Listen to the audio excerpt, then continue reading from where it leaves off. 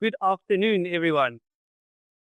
All right, first 5 rows I have at least, so by the end of today, I need to at least try to get halfway up this room as well. Great to be here with you. As Prof has mentioned, my name is Dr. Veldsmann, so I'm the Chief HR Scientist at the Academy to Innovate HR. Maybe two things just to know about me and what I do. So I come out of the HR world. I'm a very, very passionate HR professional. So I started off my career in organizational design, organizational development, moved through various parts of the HR world, and eventually became the chief HR officer for a multinational insurance business. At the Academy to Innovate HR, I moved across, and we are an organization that works across 200 countries to drive professional development of HR professionals in the world of work.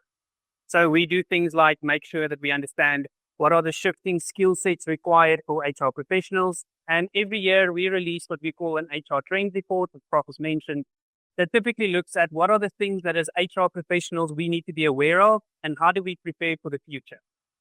Now, whenever we talk about trends, it's much less about trying to predict the future and much more about trying to look at what are the market signals telling us and how can we make sure that as HR professionals, we put the right things in place to guide our organizations along the way as well. So what I'll be covering during the course of this afternoon, there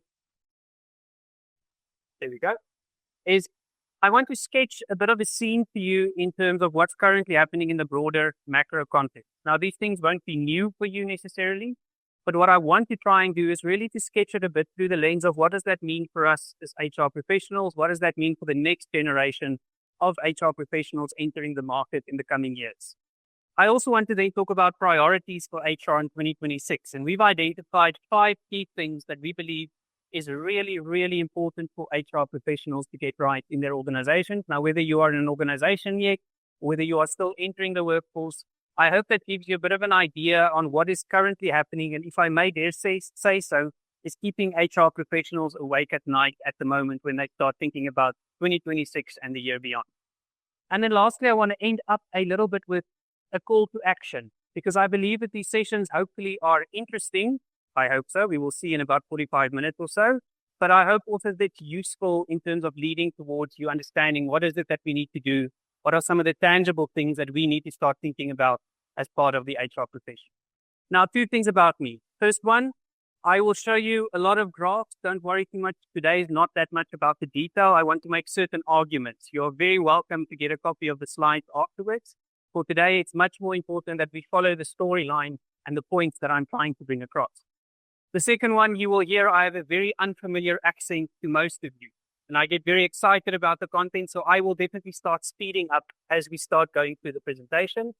If you raise 2 hands in the air, I take 0 offense. It means, Dieter, you are running away from us. Just slow down a little bit as part of that. Agreement? You comfortable? Okay, 7 people say yes. The rest of you are still very much in doubt. Okay, let's start with, yeah, all good. So let's start a bit with the mega trends shaping the future of work and HR. And I'm going to start with a question. We're going to cover this in a very much old-fashioned way, but I'm going to ask you to raise your hands in terms of what you think the best answer is. So which of these factors do you think will have the biggest influence on work in the future? Is it the demographics of the workforce? And we'll talk about that in a moment. Is it skill shortages? Is it artificial intelligence, or is it political instability? So no right or wrong. Demographics, we think it's going to be demographics. Okay, 3 takers, 4 takers.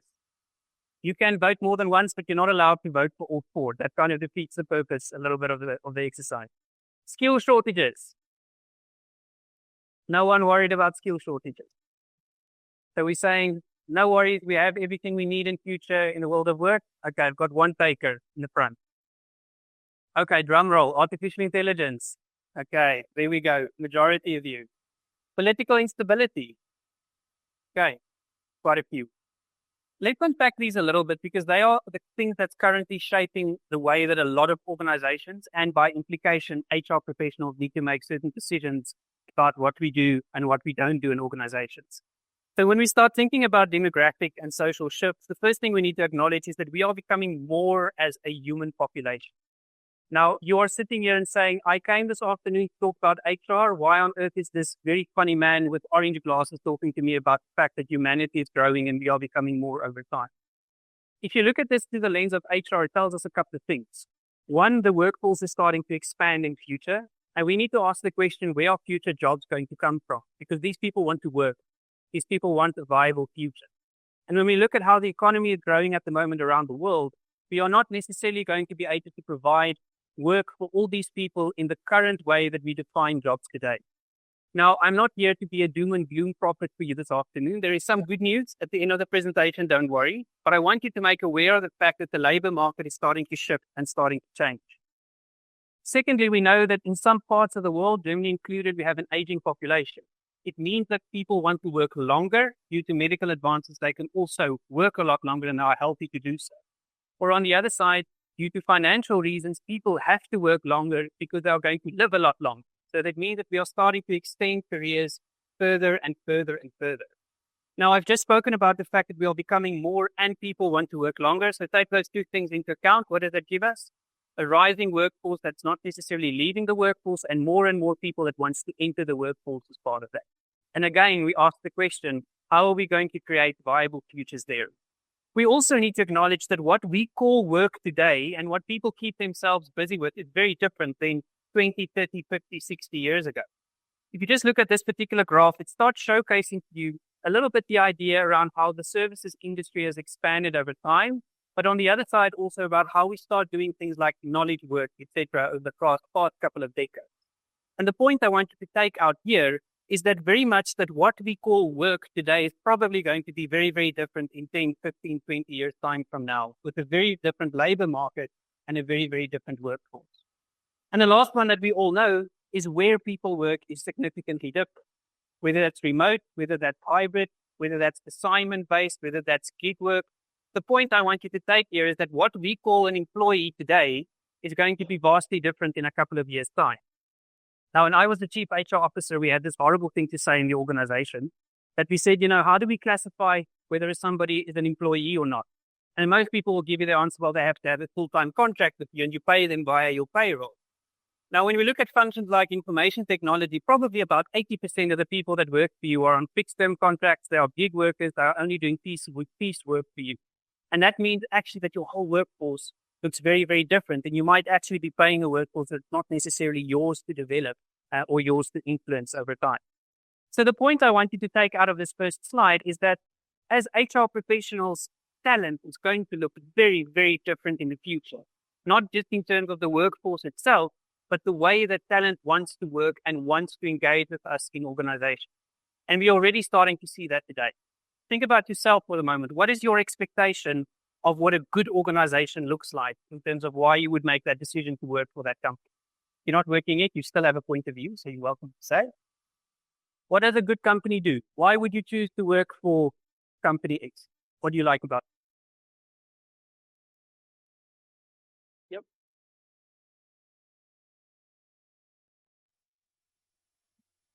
Okay, quality products, motivation dynamics are very much in the brand, right? And what they do and what they provide. Yeah, definitely important. What else? Work environment plays a very, very key role. What else? One more. Yep.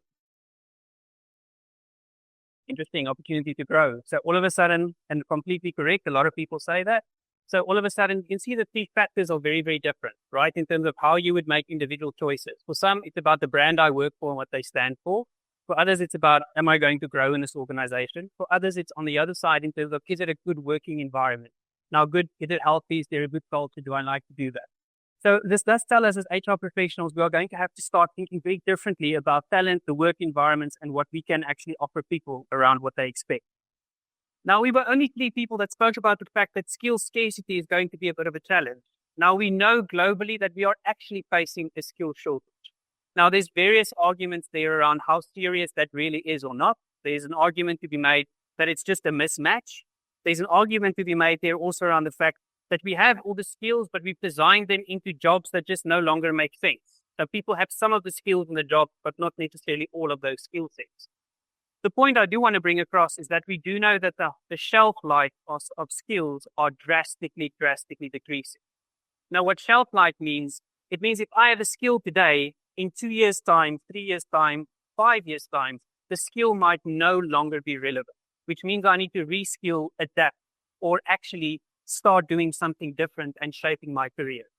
Now, I've just spoken about the fact that we also know on the other side that people are going to work a lot longer. So we are going to have to see this continuous replenishing of continuous development. So I'm really sorry for everybody sitting at the back. This is bad news for you, but both boss, you're going to have to keep on learning and developing new skill sets. So that's the only way that you're going to remain relevant in the world of work. Just to put this into numbers, if you look at some of these statistics here, we see the average job has seen 1/3 of its skills change from 2021 to 2024.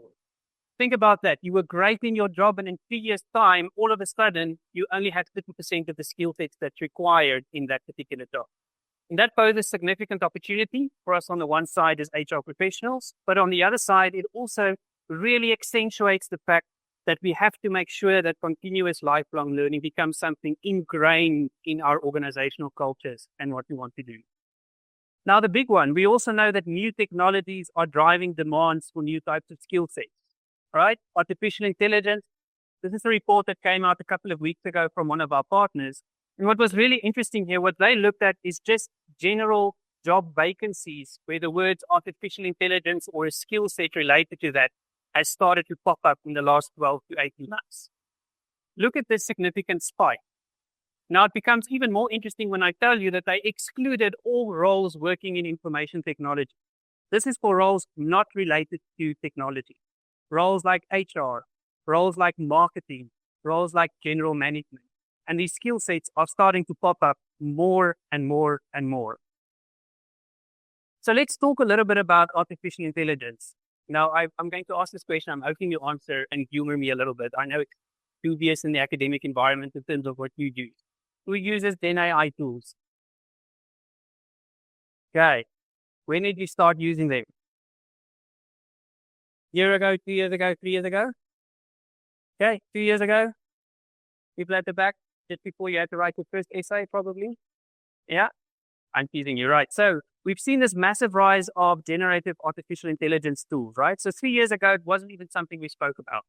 When we think about things like ChatGPT, that's obviously just one of the tool sets available outside. When we start thinking about really the adoption there, we still see millions and millions of people utilizing it every single day in terms of making sure that they do their work in various different capacities. Now, what I would like to talk about is how is artificial intelligence, specifically generative artificial intelligence and agentic AI, going to change what the workforce of the future looks like? Quick poll. Who thinks AI is going to take their job in the future? Okay. Who's lying when they think that AI is not going to take their job in the future? It's a real risk, right? For a lot of people, that's what they worry about, especially when the news does something like this. Mark Benioff, he's the CEO of Salesforce. He's cut 4,000 roles because he says that AI agents can just do that job. Now, the other side of the argument here is a little different. There's also something that we call AI regret, where a lot of organizations jumped onto the bandwagon immediately, fired people, cut costs, and said AI is the future.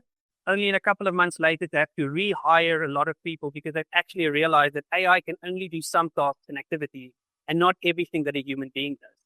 The point I want to make here is not necessarily to make you fearful of AI, but to make you realize that as an HR professional, we are going to have to design work very, very differently in order to make sure that we blend and augment what human beings do and what we are good at versus how we can utilize a lot of these technologies in future. And people are worried. We see the rise of AI anxiety, techno stress. That means people looking like fearful for their jobs. And this is research from the American Psychological Association. And we also see certain stories related to the fact that a lot of people believe that entry-level jobs will disappear in future. Now, thinking about the next generation, what does that mean? And I've just spoken about that there will be a lot of people that want to enter into the workforce and into the market. What does this mean for how we actually grow talent from grassroots level? What does that mean when you start applying for your first or your second role to enter into the environment? Now, again, this is one side of the story. The other side of the story, all that's starting to happen is what entry-level jobs are going to be in future is very different than what it is today. And it's important for you to think about what that skill set are going to look like that's going to make you employable in future. And as HR professionals, we have a key role to play there, not just today, but in future to help people understand how to build careers that's going to look very, very different in the AI augmented world. And then lastly, if you think that us in HR is going to jump free from this particular impact of AI, that's also not true. We're already starting to see a massive impact and implication in terms of AI skill set requirements with regards to how we think about work in HR, especially in the domains of learning and development and in recruitment, where these shifts are starting to take place. Now, in this context, we also then find that there's a lot of economic uncertainty and geopolitical shifts at the moment currently happening in the world. And it's leading towards the fact that organizations are really, really slow in making decisions amidst these uncertainties. I'll give you an example out of our own company. November was probably our worst month ever on record for the last 10 years because organizations that we sell to just don't make any decisions on buying behavior.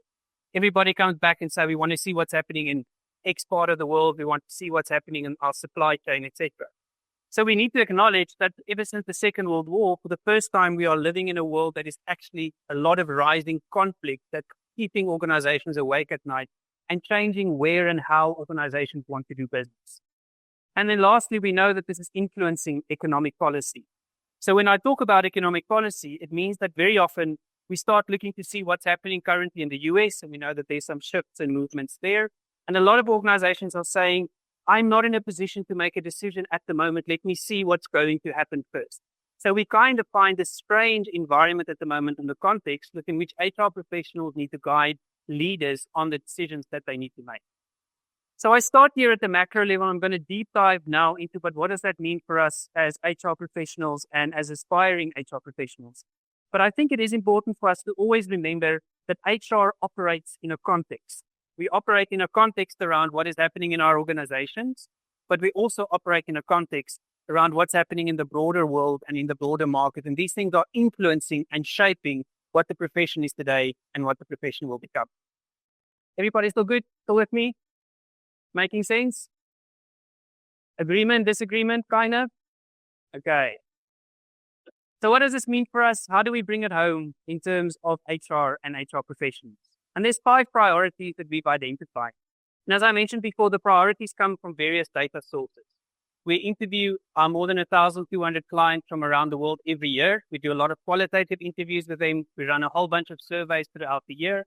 And then we also do some work with other prominent figures in the space to start understanding, but what are the things that they are starting to see? And we've tried to just distill it down into 5 priorities that I'm going to click in a little bit more and then talk about, but what do we do with this? What are the actions that we need to take as the HR profession? Now, the first one, no surprise, is very much around how do we help co-lead the AI transformation in organizations. There's something really interesting happening where a lot of companies say, I need to do something with AI. And then they jump onto the bandwagon and we ask them, is it valuable? And they say, well, no, not really. It's quite novel. It's nice to play with, but is it really adding business value? We don't necessarily quite know. So there's something here around the role that we need to play as HR professionals to help organizations make sense of AI transformation in an ethical and in a responsible manner around what that's going to look like in the future. Because if we don't, and maybe that's something just for you to take out of today, AI is much less about the technology and much more about the culture and the people transitioning the organization around what work's going to look like.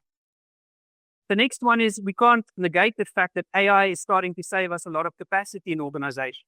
But as I said before, a lot of companies are jumping on the bandwagon to say, let's just cut jobs. Others are doing something different.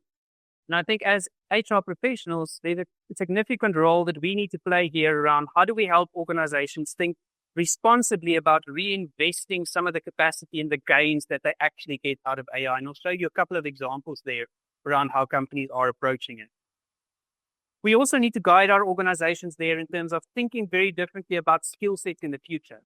Now, I know you don't agree with me necessarily that skills are going to be a challenge. I think it is going to be a challenge in the way that we think about skills today. And there's something that as HR, we need to help our organizations think very differently about what skills we really need, where that skills is going to come from, and what strategies we need to put in place that's actually going to drive a bit of a shift there in terms of a lot of our talent practices. I want to look internal to HR a bit more to also talk about our own HR operating models and our own ways of work. A lot of what we do in HR has been very siloed and process-driven for a number of years, and there's nothing wrong with that. The question we need to ask is it still fit for purpose in the world that we find ourselves in today that is fast-moving, and how can we help and also evaluate our own shifts and movements pertaining to our practices and processes as HR professionals.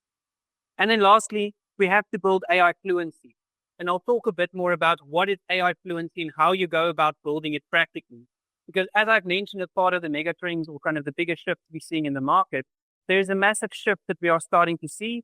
Now, I have 0 here, so you can imagine I was around 25, 30 years ago in the world of work. At that point in time, when people started actually utilizing things like MX Office, was this massive transformation that people had to start seeing, that everybody had to start utilizing. And I know it sounds strange to put it that way, but we are facing something similar today when we start thinking about what AI fluency is going to look like in the future. So let's talk a little bit about this first priority, about actually co-leading organizational AI transformation. Now, as I've already mentioned, the challenge here that we find is that there's a couple of things starting to happen in the organization. We know as organizations, and there's been a lot of pressure to say, AI is the next big thing. And organizations are saying, I don't want to be left behind. I need to do something with AI. And what has started to occur over time is that a lot of companies have just started experimenting with AI and seeing where that will lead and what value that will provide. I've already mentioned to you that there's a lot of fear in the workforce also around what is AI going to do in terms of the future of jobs and the future of skills. And there's a key priority here that we do need to think about as HR professionals around how are we going to guide the organizations there when we start seeing some of these different elements here. First one, 98% of organizations say there's an increased urgency to deliver on AI. They're getting pressure. What is your AI strategy going to be? How are we going to make sure that we do the right things to gain advantage? But 87% are unprepared to actually capture AI's potential. What do you use AI for in the workplace or in your personal life? What are some of the things that you utilize it for? No right or wrong. We use it for things like travel itineraries. I wonder what I could do here. What is the best way to get there, right? Okay. Useful? You think that's useful in a work context? Not necessarily, right? So the question here that we need to help organizations understand is beyond just individual productivity gains, what do we actually use AI for and how is it actually going to be beneficial for us in terms of our strategies in the future? So there's a big component here in terms of saying, how can we help organizations prepare? As we see from the data that 91% of organizations say that they are not fully enabled to actually drive an AI culture as part of the way that we work.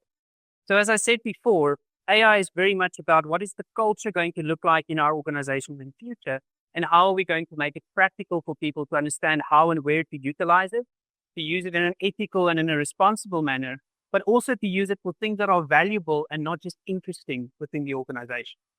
A lot of adoption at the moment when we start talking to organizations sits at the individual level. I use it to increase my own individual productivity, but we're not scaling that beyond necessarily some of the individual use cases that we are starting to see. Now, the question is, what does HR do? Now, the sad reality is for a lot of HR professionals, they are not part of the conversation yet, because a lot of organizations keep on driving AI as a technology transformation and not necessarily looking at what's the real people impact going to be. So the first thing we need to do and we need to get right to make sure that we are part of the conversation, and we see organizations that set up multidisciplinary centers of excellence around AI is actually a lot more successful than the people that try to drive it as an IT initiative or as an information technology initiative.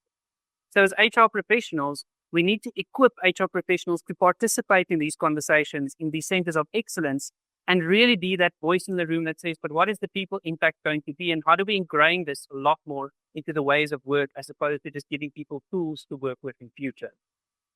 The second thing here is really around the value to unlock. It really doesn't sit at the job level, but sits at the level of activities and tasks. And all of you would be familiar with job analysis, with job design. That's something that's core, part and parcel to what we do as HR professionals.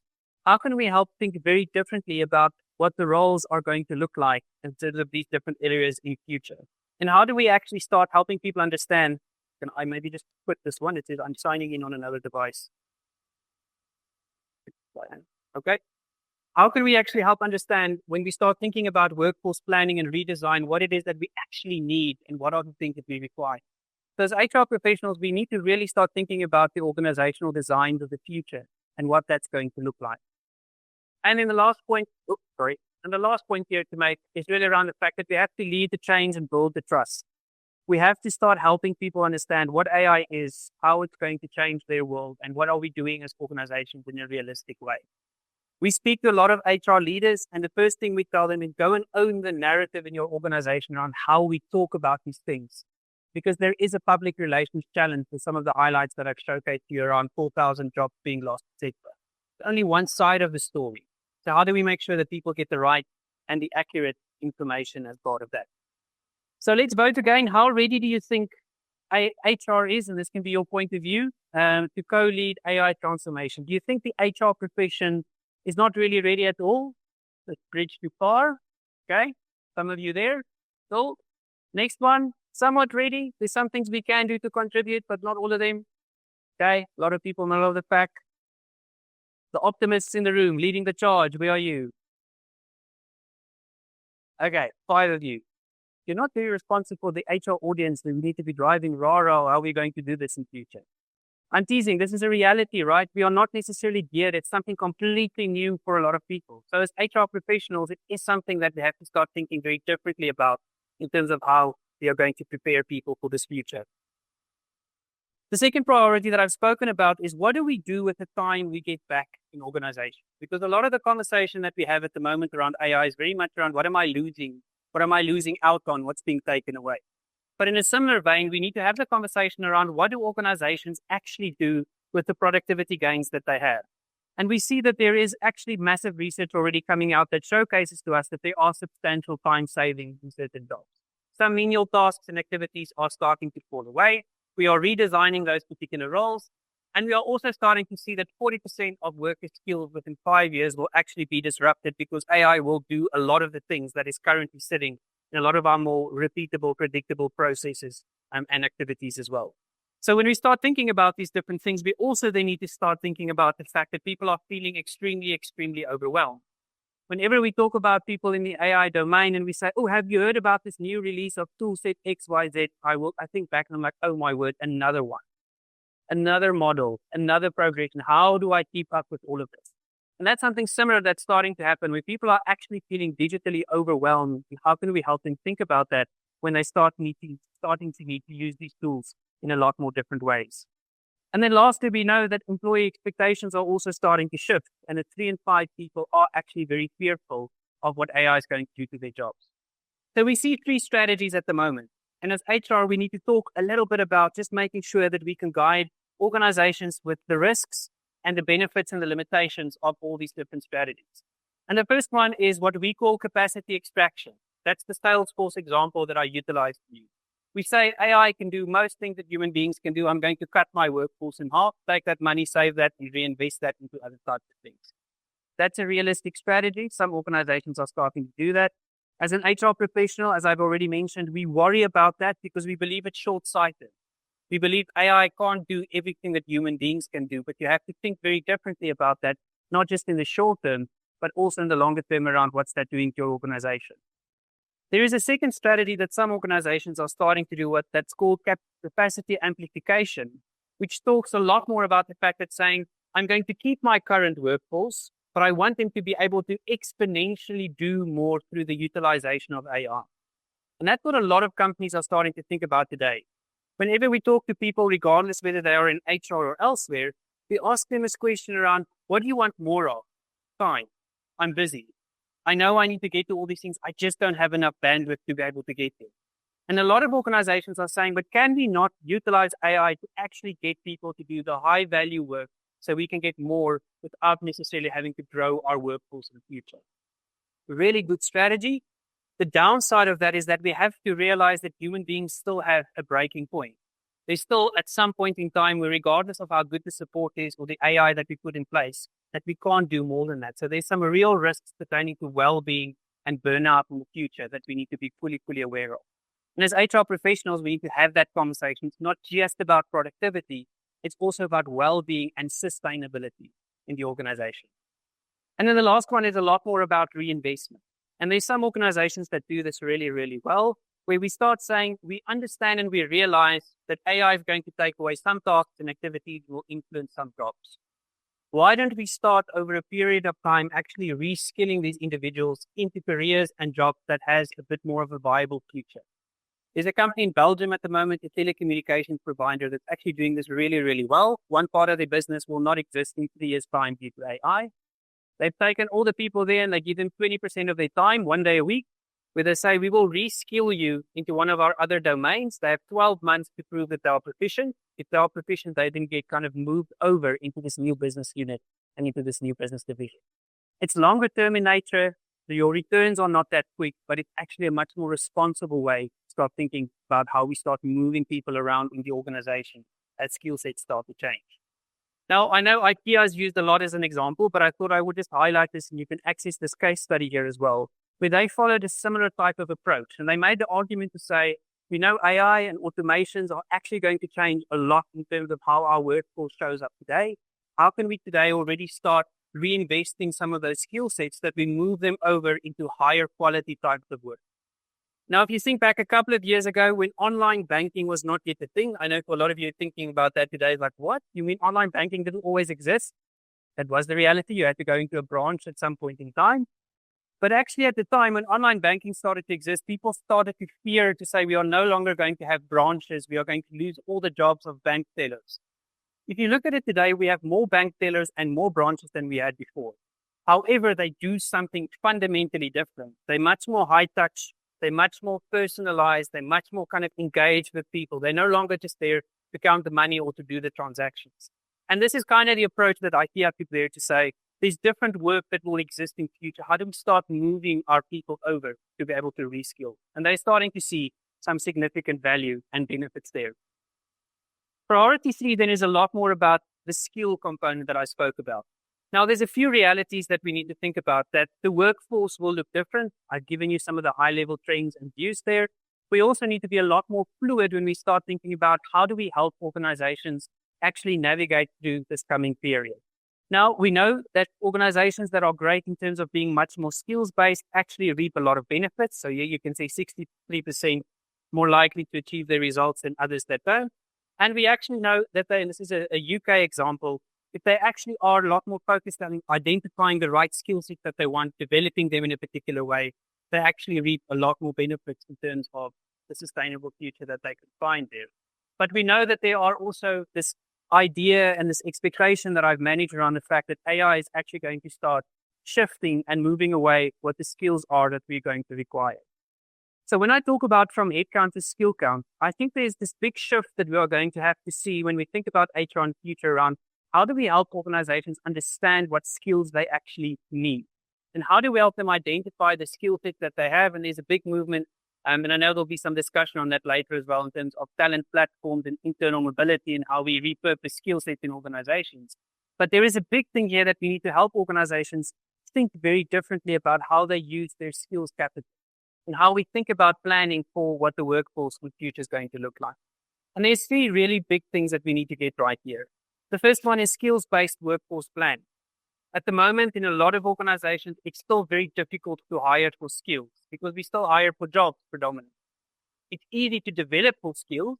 It's also pretty easy to move people around when we start thinking about career management, but to actually pay for skills and to recruit for skills is quite difficult in terms of the practice and the transition there. And it's something that is going to fall on us when we think about how we do recruitment today. Perhaps there's going to have to be some shifts there that we guide and help the organization with. The next one there is we're going to have to design for ecosystem agility. And what I mean by that is really this idea around that if AI is going to be taking some of the work away, how do we redesign jobs in a very different way to actually hero the skill set that human beings bring to the table that we do want to amplify? Now, this might sound like a little bit of a strange component there, but we really need to get into the detail of the workflows and the integrations of how work happens today to also drive flexible talent practices and start thinking about how we utilize the talent in our organization in a vastly different way. And the last one I want to mention here, and it sounds kind of neat to slide on its own because this is the one that I worry about at night in terms of keeping me awake at night, is leadership is going to look very different when we think about the difference between what a leader and a manager does today versus in the future.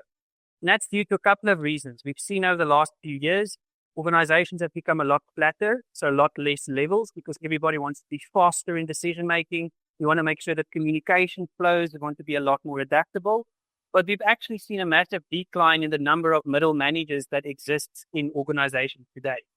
And I think we're going to have to start rethinking about what is the role and the purpose of a manager. To give you an example here, there's an organization in Singapore. They said, what is the most biased process in organizations? Performance management, right? We can debate that over a beer or a bottle of wine. They said this is the most biased one. So what do? We take the manager out of the process. We get AI to give employees feedback in an objective, fair way. Of course, everybody will be happy. What do you think happened in that organization? Do you want feedback from AI or from a manager about how you are doing in your job? Depends on the quality, depends on the model. Yep. Why from a person?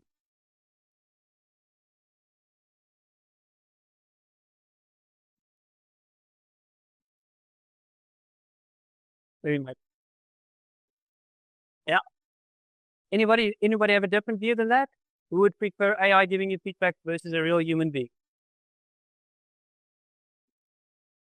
Well, your sentiment was shared with the rest of the organization. It absolutely bombed out because it turned out, even though a manager might be more subjective than AI, they actually still prefer somebody that understands their context, that can have a conversation with them, that has a bit of a human touch towards the fact. They then rolled back the program and said, okay, why don't we just utilize technologies to help managers prepare so we take out some of the bias in the process, if there's no recency effect, etc. And how can we utilize AI to help individuals prepare for these conversations? And that worked a lot better. But again, it's a very different design there around what our expectation of a manager is going to be. Now, I'm not saying that I think we need more management models or more competency models for leadership. What I do think is we need to help organizations actually understand what is it that they want managers to do. Because at the moment, it's this blend of people development, managing tasks and work. And very often, it's the people development side of things that managers don't really get around. So I think it's a big thing that we need to start thinking about how we're going to shift that in future. Before I start talking just a bit about the two internal priorities for HR, everybody still with me? Still making sense? Still following? Questions, queries, comments, disagreements? Not yet. Okay. I'll send an AI for you to give you feedback based on that a bit later. When we start thinking about priorities 4, I've spoken a lot about what HR needs to do in the business, but we also need to look internal. Now, when we think about a lot of the ways that we work today in HR, we are a profession that developed out of very process-driven environments, right? There's a process for something. This is the way that we do it. And I'm not saying that that is wrong, but what I am saying is that we do need to start thinking a little bit about how we start working in a more holistic manner, because very often we have this siloed mentality. I'm in recruitment, I'm in employee onboarding, I work in performance, I work in leadership development. Forgetting that there's one employee that sits on the other side that actually has the touch points of all these various different elements. So something that we do see for next year as one of the key priorities is to actively start thinking a bit more in terms of cross-functional work within HR. And a lot of that will actually come in a lot more around how we set up work and project teams and some of our operating models, but also on the other side, how we start thinking about the utilization of HR technology. Now, HR technology has been around for a number of years, but there's been an absolutely massive boom over the last 2-3 years in terms of investments in new HR technologies. However, today we still find that most HR professionals only utilize 30 to 40% of the technology that they have available. We have what I call a minimum viable syndrome, which is we do something and it needs to go live and we put it into the organization and we never evolve. We never make it better. We never make sure that it can connect with the bigger picture around the things that we are doing. So when we talk about redesigning HR work, it's not just about the processes that we need to really look at, but also about to really get the anticipated ROI of a lot of the investments that we start to make there. Is I think there's going to have to be some questions we ask about, are we still fit for purpose in terms of the operating model that we have in HR today? And are they fit for the world of work that we are going into that's going to be a lot faster, a lot more adaptable, and a lot will require a lot of very, very different decision-making from outside in terms of our own HR skill sets there as well. Now, I want to show you one picture there a little bit just in terms of what this could look like. And firstly, when I talk about HR operating models, we need to acknowledge a lot of the operating models we have today, kind of 25 to 30 years old. And with that, I'm not saying they are irrelevant, but I think we need to ask the question around whether the business partnering model is still the best way that HR can set up in an organization that is constantly changing. Now, in our view, we think HR needs to think about 4 things in future and get that right. We think there has to be a strategic layer, the work that we do there around talent and culture in the organization, helping the organization there through workforce planning requirements. We think there has to be a solution and a people experience layer. We think employee experience is going to be a big thing and continue to be a big thing going forward. And here think a lot more holistically, and this is a question I often ask. If you are an employee, if HR was a product, would you buy HR with your own money? Most people, no, I'm just going to utilize it because I have to. And then I ask the question, but why is that the case? Why do people say when I shop online, it feels like 2025, but when I have to put in leave on our internal HR system, it feels like 1960? There's something there that we need to change in that solution and people experience layer to meet the needs of a changing workforce and to start working in a very, very different way. Acknowledging the fact there that a lot of employees are acting exactly like consumers. They want personalization, you want benefits that matter to you, you want a work environment, things that you care about. So we're going to have to shift that a little bit more. And then the last 2 layers there is very much been around a very different view of thinking about our data and our technology, which is still a challenge in a lot of organizations whenever we think about things like analytics that we want to drive a little bit further. Now, the actions we need to take here is firstly, as I've already mentioned, is to start piloting cross-functional capability networks, is to actually start thinking about HR work in a more cross-functional manner, away from the traditional processes and start thinking a bit more around the outcomes and the business problems that we are trying to solve. We also think the HR BP role, and I also was an HR BP at a point in time, and I think it's a fantastic role. I think it's the most difficult role in HR because you're constantly balancing various priorities. I think with the technology that we have available, we need to rethink how we really want to utilize the time of highly skilled people that sit in those particular roles. But today, they still get pulled down too much into a lot of the administrative work that they tend to do. And then we have to start utilizing our data and our insights in a very, very different way if we really want to be data and evidence-led in HR, which is a movement that's been around for the last couple of years as well. So let me talk about the last one, and then I'm going to start wrapping up for us. And it's really about how do we start building AI fluency as a core competency within the organization. Now, a question to all of you, who speaks a second language, which I'm assuming might be English for a lot of you. Okay, what do you need to know when you learn a new language? What are some of the things that you need to get under your belt? First, you need vocabulary, right? I need words. Okay. Second, I need grammar. I need to know where to use the words. And the third one is I need context, because I need to understand what is the nuance about certain words in certain situations that might not be a good idea to use. AI fluency is exactly the same thing. You need those 3 things. First, you need the vocabulary, which is very much around how do I learn how to engage with these tool sets. So they think about things like prompt design, prompt engineering. The second one, the grammar component, is I need to understand when and where to utilize these tool sets, because it's just a tool. Without the context within which you utilize it, it's not going to be valuable. And on the last side, I need to understand where does it fit and how does it integrate into my own work and into the work that I do.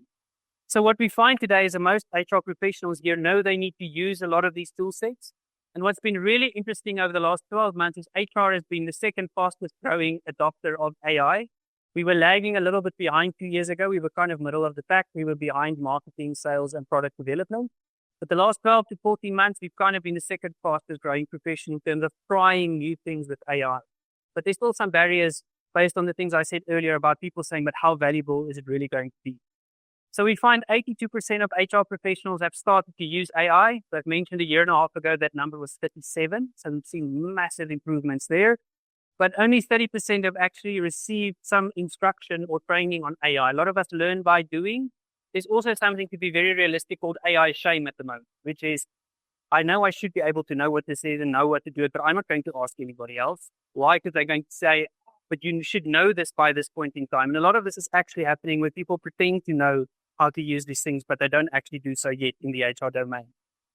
We know 41% of employees express apprehension about AI. I've spoken about that. And 64% of professionals in the HR domain are highly worried about its misuse because we sit on a lot of really sensitive information. And what can I do and what can't I do?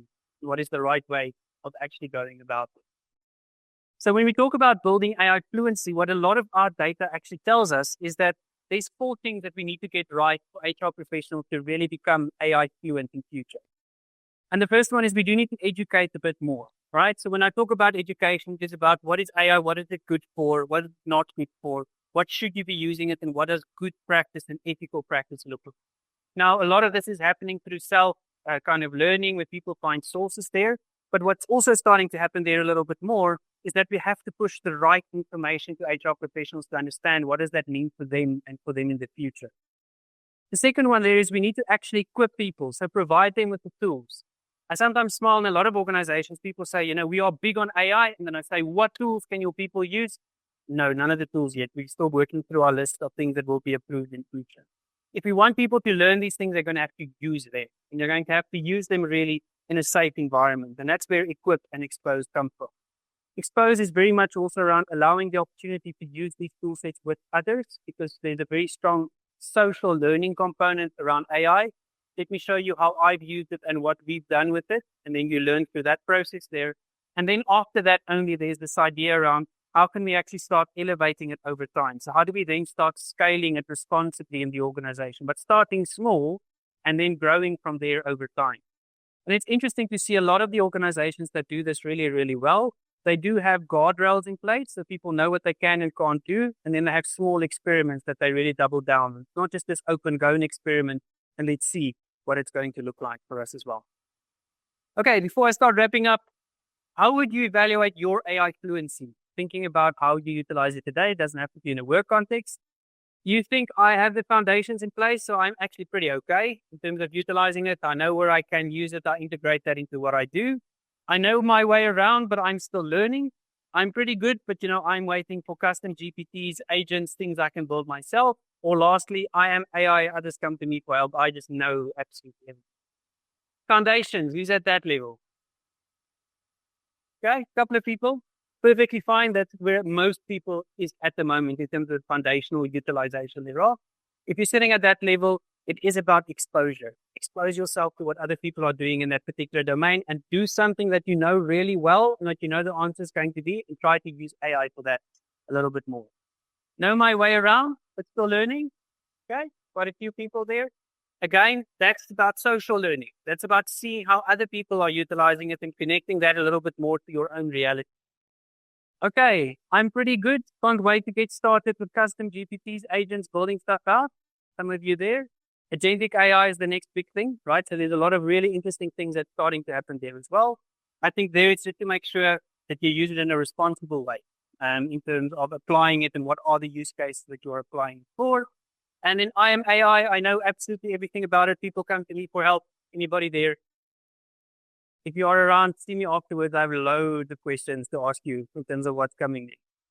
Point I want to make with this is that we are all at different places, and it's perfectly okay. But we also need to acknowledge that it's going to be a big thing for us as HR professionals to be proficient in, if we are going to be in a position to really play the role that we do need to play. So let me leave you with a couple of things when I start saying about a call for action. I think the first thing that's really going to be important is, as HR professionals, we're going to have to lead with courage. And I know it sounds like such a cliche statement, but it's going to be quite tough for a period of time as we guide our organizations into this next kind of chapter of work, if you want to refer to it that way. You've all been learning about, the first and the second industrial revolution and how that ushered in a new era of work. 50 years from now, when we look back at today, we are at a similar type of tipping point, where work is going to look very different in a couple of years' time. And as HR professionals, we need to be courageous there to form part of that conversation and not allow other people to shape it. Because if we are not involved, I fear that the people voice and the people consideration is not going to be well represented there. The second one is we have to humanize the AI revolution. Something we talk about quite a lot is to say, remember, at the end of every email, at every prompt, every process you put in place, there's still a real human being with wants and needs and desires. How do we help organizations not forget about the human experience? How do we help organizations make the right decisions for the longer term and not fall into the trap of just seeking short-term benefit and short-term gain? We have to help our organizations become a lot more adaptable. There's going to be even more uncertainty. So the things I showed right at the beginning, that's not going to get better. There's going to be even more uncertainty in organizations, and we're going to have to help organizations navigate through this complexity a lot more, and to do so by making the best decisions they can with the information that they have available at that point in time. But to really act not just for their own interest, but for the interest of the broader environment within which they operate. And then lastly, we're going to have to redefine what we think leadership is to drive impact. Now, something that I've said quite a lot is the fact that I'm a firm believer that the root cause of all good and all evil in all organizations is leadership. Quality of leadership and the type of leadership you have leads toward most good or bad things that happen in the organization. And it is going to be transformative over the next period of time, just in terms of exactly what we want leadership to look like in the future, because I do think that we are going into a world where leaders are going to be held to a higher standard. And it's really tough to lead at the moment due to all the things that we've spoken about already. I want to leave you just with a picture, and it's something that Dave always actually uses quite a lot. But I think just to illustrate a bit around where we find ourselves as a profession. So in 2003, in this particular publication in Fast Company, this was the cover, right? It said why we hate HR and why HR should go away. We just do not need the profession anymore. There was something similar published in Harvard Business Review in about 2012, 2013, but in the exact same publication, Fast Company, 2 years ago, this was the front page. Why more people want to work in HR now. And I firmly believe that this is because of the fact that I think as a profession, we are starting to come into our own around the significant impact that we can make on the world of work. And it's being recognized all across around our importance and the things that we need to do. However, having said that, that's not going to just happen. It needs to be a conscious decision from our side around making sure that we actually drive the change in the workforce that we want to see to the benefit of all. But as much as the cliche goes out there, I think that there's never, ever been a better time to be in HR than today, but it is going to require us to step up and really kind of take the challenge by the horns as well. Thank you very much. I hope I gave you some food for thought at least.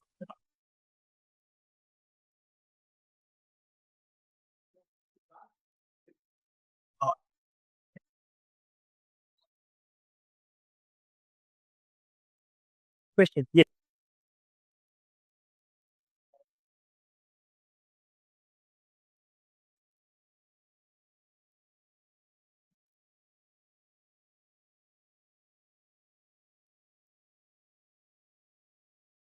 Yes.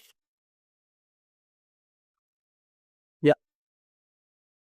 The biggest hook, just to help me understand, hook in terms of hurdle, barrier. Okay. There's a couple of things for me. I think the first one very much is the perception of HR still. I think in a lot of organizations, the perception that people have of what HR is still based on a very outdated model of like 1960. Right? If you ask them, what does HR do? You get the hire fire answer. They don't talk about all the other well-being, org development, transformative type of things. So I think there's work we need to do there. And I often kid around and say, HR has got a public relations problem. So we need to fix that first in the organization. I think the second piece thing is a little bit around the confidence of the HR professional. What's quite interesting is we often conduct like skills studies with HR professionals, and they're actually there's a lot of really good skills in HR. So competence is high, but confidence very often is pretty low around almost my justification to be doing the things that I need to be doing. Click the wrong button there. The justification around the things that I need to be doing there as well. So I think there's something there that needs to shift a bit in terms of us claiming our space with confidence, changing the reputation and perception that a lot of people still hold pertaining to that. And then only then I think we can start having conversations around things like investment, etc. There is a fundamental challenge in HR that we try to be everything for everyone. And I think it's a natural thing that happens in organizations which end up being HR too thinly spread. So we do a whole bunch of things kind of okay, as opposed to saying, with what we have now, this is what we're going to do. And that's where the most value comes. So a lot of it talks a little bit to mindset, I think, and stakeholder management. That helps.